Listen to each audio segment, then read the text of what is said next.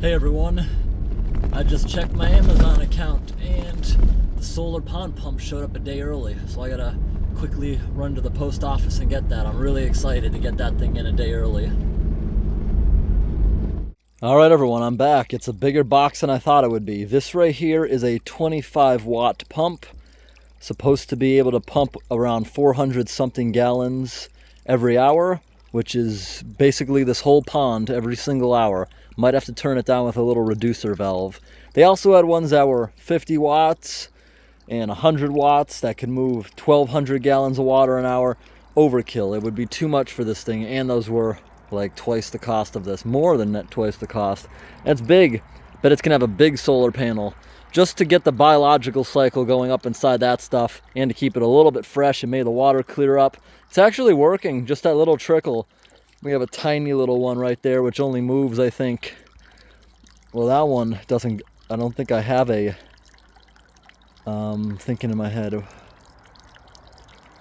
less than 60 gallons an hour, much slower. Alrighty, cut it open.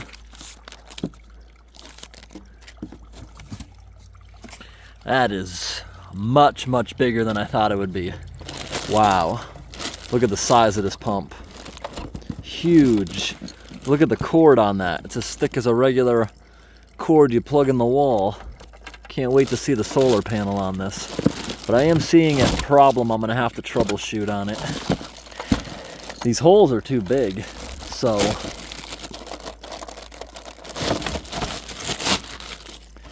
we're going to have to figure out a way to keep the tadpoles away from this.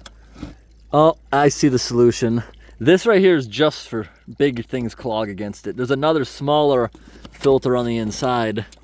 Okay, it looks like it opens like a hinge. 1, 2, wait. Come on, there we go. Opens up. This right here, we're gonna put like a sponge around it with some zip ties to try to reduce the tadpoles dying, because this thing's so powerful. It's got a cage around it so fish don't get stuck against that.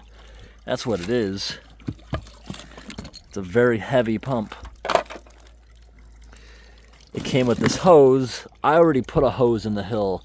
Not a huge deal, but I hope I don't have to tear down that hill, because I thought it would come with a reducer so I could use my own hose. Does it? Appears not. So I'm going to have to use their hose, and might not fit what I have over there. We're going to see.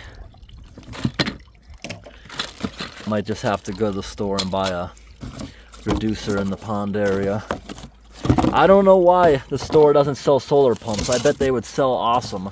Wow, really big solar panel. Does it come with 2 solar panels?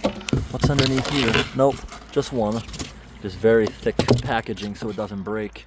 Alright, so I assumed this thing was going to come with adapters, since all the pond pumps at Home Depot and Lowe's, it says on the box they come with a bunch of different attachments like this that are different sizes. But what I might end up doing, because this hose is a little bit too big for the attachment underground right there for that. So what I think I might try doing is using a piece of this as an adapter, sticking it over like that, and snugging it up with a hose clamp. I think that might work, especially since it's corrugated. Not corrugated on the inside though, but I think it'll grip enough. Let's just see. Thing clogs up, doesn't get more simple than that, just comes right off. Awesome. I gotta go get some zip ties and sponges and try to reduce the tadpoles that might get sucked into this thing. Although these holes here aren't very big. Once the tadpoles grow a little bit, it won't be a problem. So first I thought about using sponges, because they seem easier to clean than this. When this stuff gets gunked up, it's hard to clean it out. This is Ridge Vent I'm using. Works good as filter cartridges, but it's not perfect. Definitely a couple tadpoles will get sucked into it every now and then, but hopefully we keep that to a minimum. Let's see how that fits in there. Fits in there nice. Okay. Not that bad. Now, what'd I do with the hose clamp I had? Here we are. Only have one of them. I should probably get some more to keep on hand. So let's get this whole thing put back together. I'm hoping it's not too powerful. Where's the cord supposed to go out? Right back here. I like how this is built. Good hopes for this thing so far. There we go. In here, which you can angle it a little bit. Go ahead and crank that down.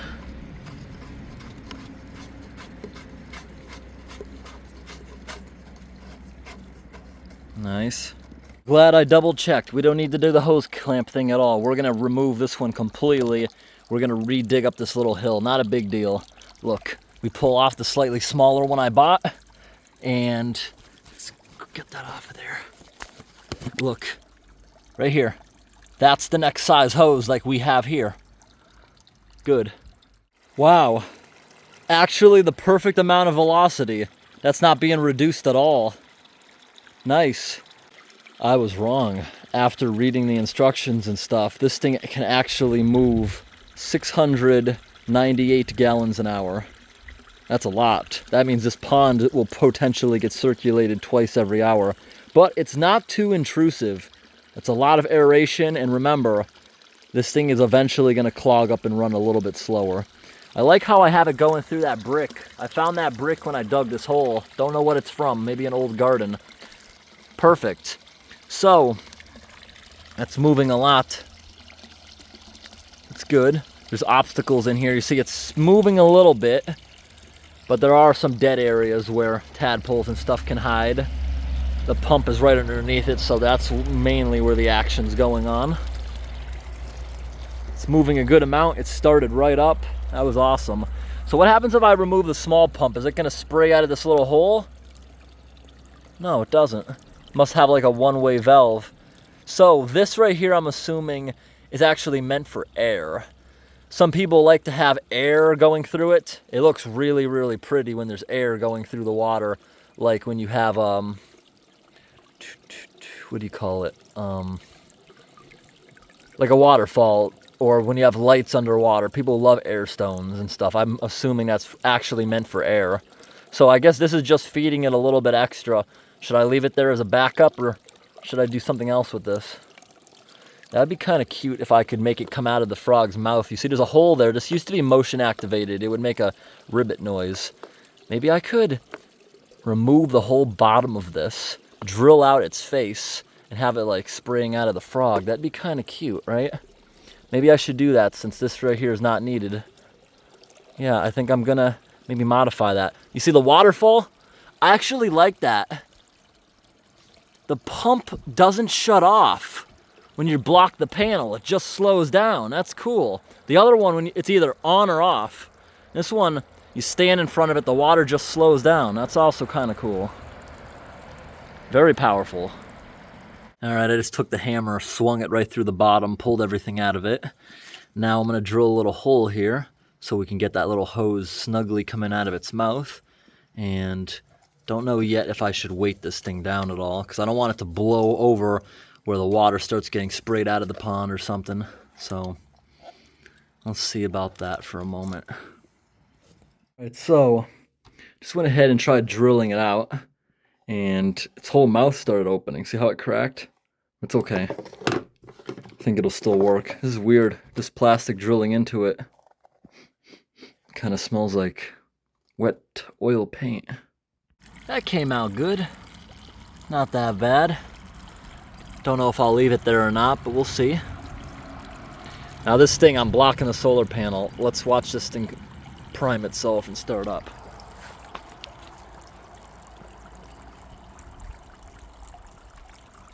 It's not even fully sunny, so I think I might still be blocking the panel, honestly, a little bit. Starting back up. Yeah, it's not running full right now. The sun's behind a cloud.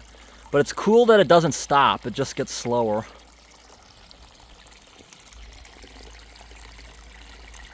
Oh, now the sun just came out.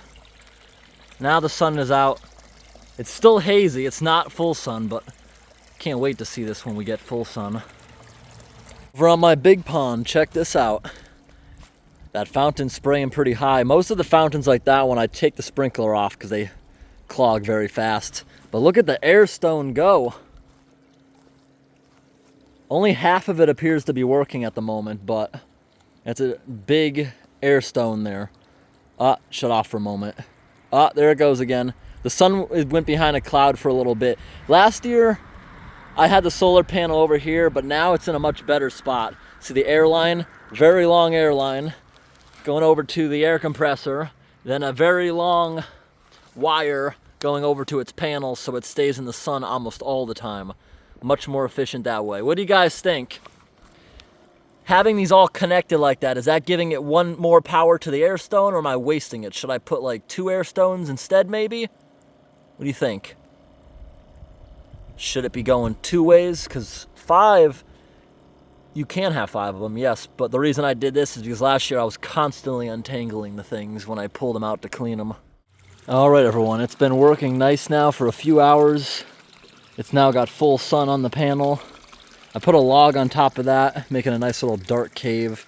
I know a lot of frogs like sitting in water. Maybe they'll hide in the back of that thing, because eventually this whole thing will be a giant hosta draping over into that whole thing with hopefully cattails sticking out of the middle of it.